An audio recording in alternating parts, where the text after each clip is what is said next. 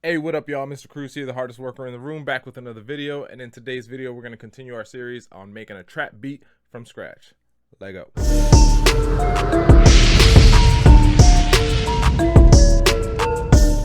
Alright guys, before we get started on today's video, I want to make sure that you guys know all about BeatStars.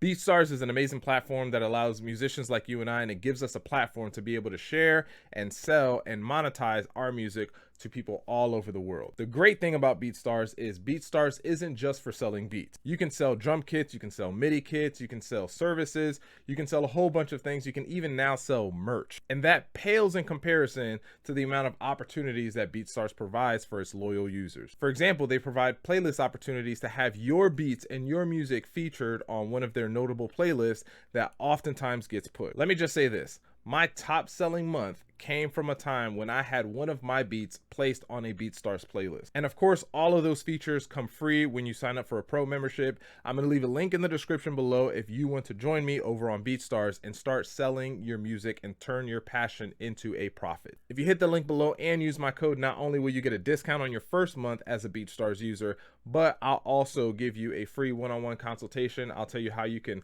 make your beats better, how you can market yourself better so that you can be more successful when it comes to selling your music.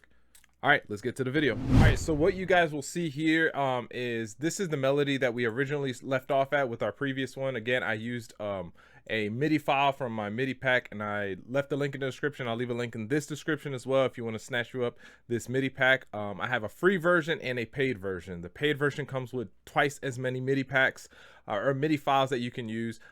This, I believe, was one of the free ones. So go check it out. So again, this is the loop that we started out with.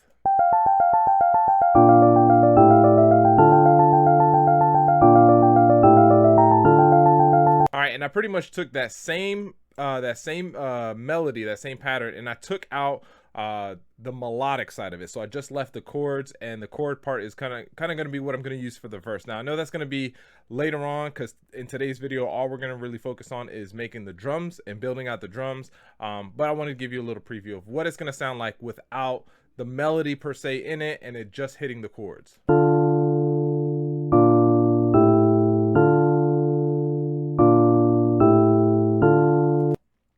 right, but again, we're going to worry about that later.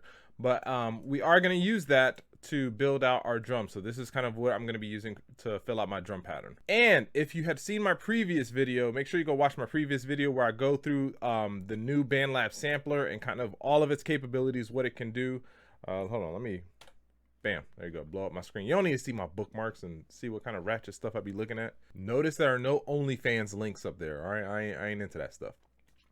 But on this one, I filled out some of the drum, some of the sampler with some of my favorite drum sounds. So I got a kick.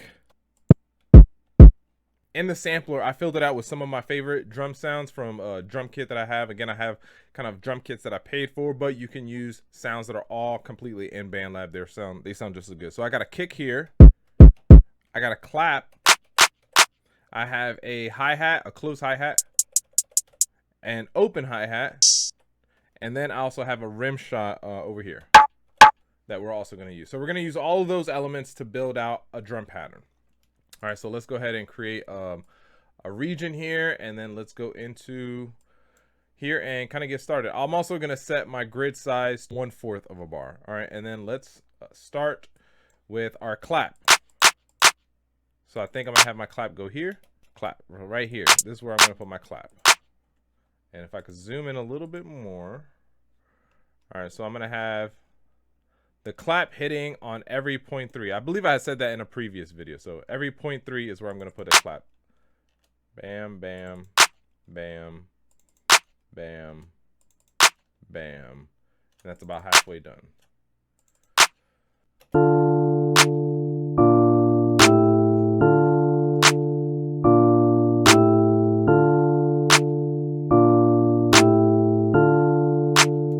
I'm going to use my hi-hats, and on my hi-hats, I'm just going to have a steady hi-hat going the entire time. So I'm going to change my grid size to 1/8 this time, and then on every single one, I'm going to put a little MIDI note to trigger my closed hi-hat. So let's see how that sounds. Make sure I'm doing it right. All right. There we go. I like that. So we're going to go ahead and copy and paste that over and over again. Let me zoom out just a touch. And again, if you want to copy regions like this works not only on just MIDI notes, but it also works in regions.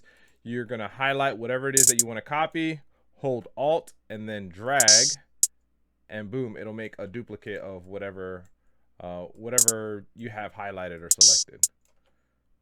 And one more. So this is what I got so far.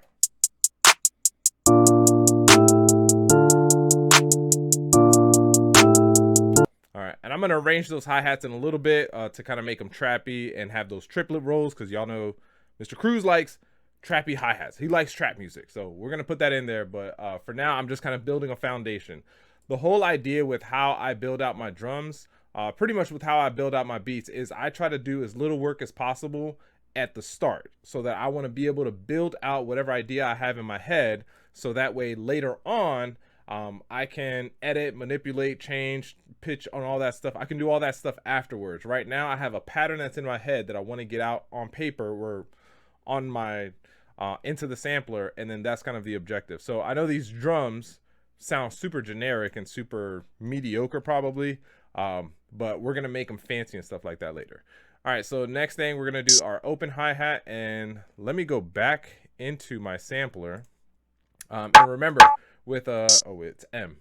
With our open hi-hats, I'm gonna change it from, all right, actually I gotta change all of these to one shot.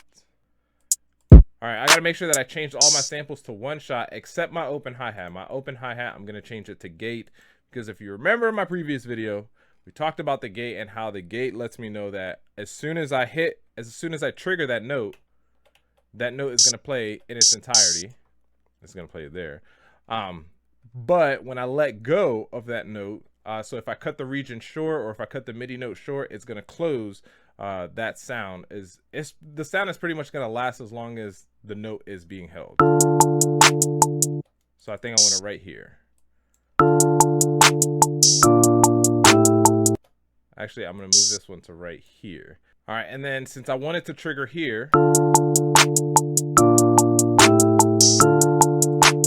I'm gonna have that triggering at every, let's zoom in a little bit. All right, but I pretty much want it to be triggered right there. So I'm gonna zoom back out and move it right here and move it right here.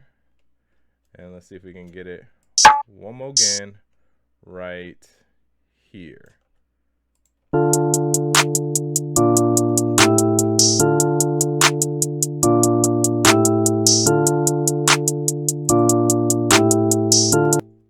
Perfect. And then the last thing I'm going to do well, not the last thing technically, but I'm going to do, throw my little rim shot in there. So for my rim shot, the way I do the rim shots, the rim shot is just a percussion, or like you might find it if you're looking for it in Bandlab browser, you're probably going to search for like percussion sounds.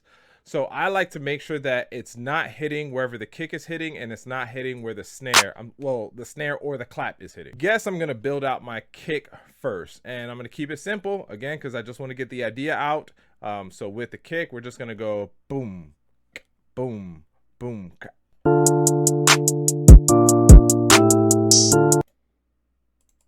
And maybe we can throw two right here.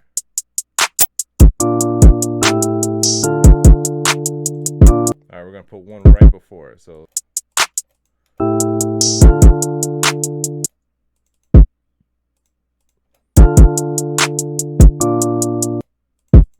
move this one over.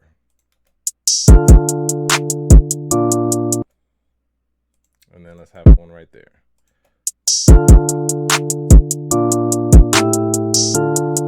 All right, bam. So I like what I have there. I'm just literally gonna copy and paste. And again, that was only 4 bars.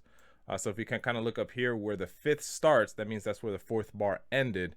So that's a 4-bar loop for my kick pattern. And I'm just going to copy those 4 bars and stretch it out to 8 bars. I usually work in 8-bar patterns, which probably doesn't mean much to you, but that's just kind of how I work. It works for me.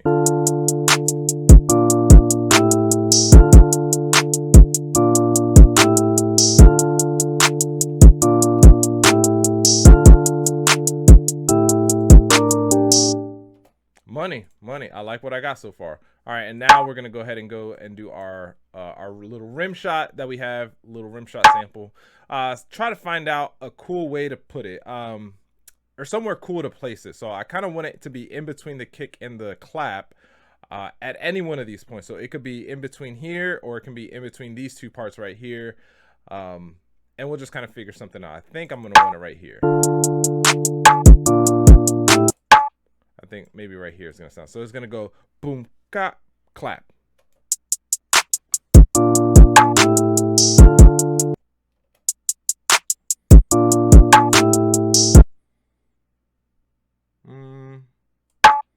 Maybe right here. I want it to. I'm feeling like I want it to hit after a kick.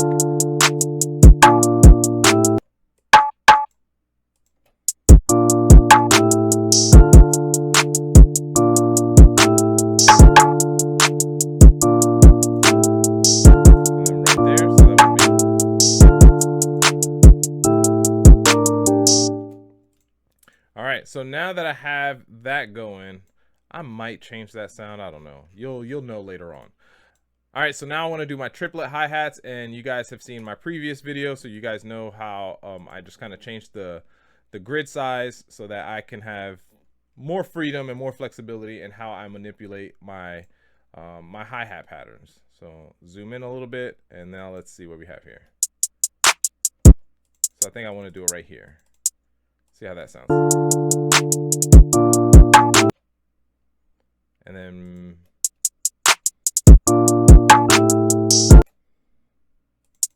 then maybe right there. But let's change that one to another grid size, so 132. So kind of make it even more finite. Finite is not a word.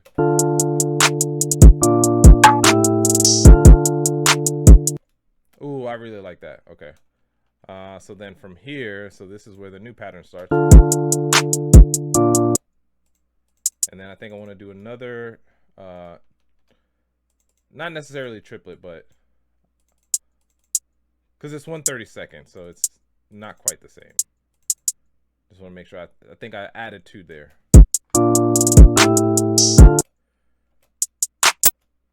All right, I like that. So again, I'm gonna do the same thing. I'm gonna delete all my hi-hats up to the 5th one, and then I'm gonna copy what I have here. Make sure I change my grid size. I could actually change it to bar this time, and then just copy it over. And now I got a pretty cool sounding hi-hat pattern that is trappy and that is gonna bring some livelihood to the beat.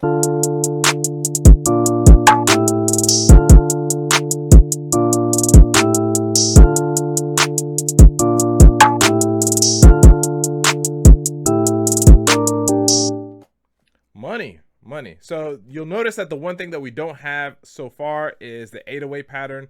I usually save my 808 patterns last, or my bass parts for the end, just because for me the bass has to be perfect. So the bass has to absolutely hit, and like I can't hit any sour notes or anything like that. So I usually save it for the end after I have built everything else. But here you go, a really quick, really simple drum pattern that we've created for this trap beat. I might mess around and change that sound, that piano sound, to something more traditional. But overall, I'm really liking what we have so far. It's a really good start, really good foundation for what we're gonna build out in the future.